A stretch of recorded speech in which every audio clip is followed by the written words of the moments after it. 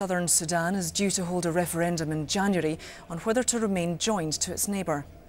Today it accused northern forces of attacking a military base at Barr al-Ghazal.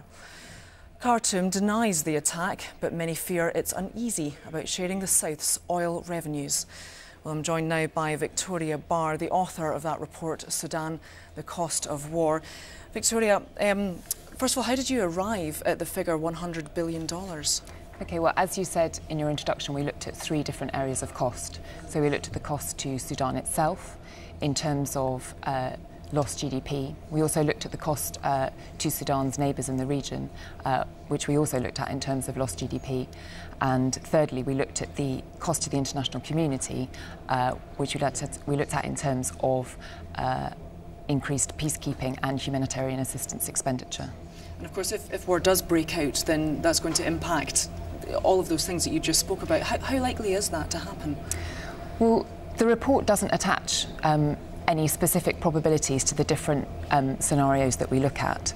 The way that we approached, the huge levels of uncertainty around both what the political events, how the political events will pan out, and also what the exact economic consequences of those might be.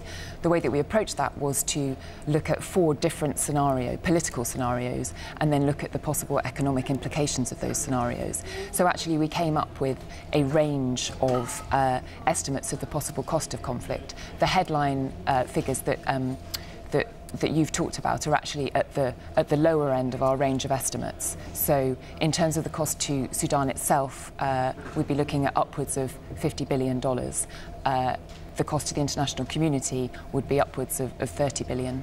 Now, obviously, you took into consideration there was a possibility that conflict might not happen. How likely is that there is no conflict, and what would have to be done to stop a conflict from occurring? Well, again, the focus of the report is on very much looking at the economic implications of these alternative scenarios. However, the possible benefits of a peaceful outcome following the referendum in January would also be huge, in that it's possible that that a peaceful scenario would have benefits just to Sudan itself of $35 billion. The report talks briefly in its forward about things that could be done to ensure that the transition is peaceful.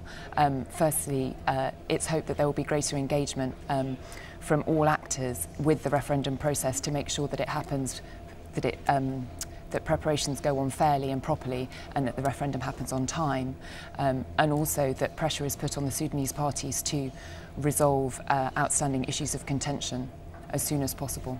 Okay, Victoria Barr, author of that report, Sudan, the Cost of War. Thank you very much. Thank you. The United Nations says Haiti urgently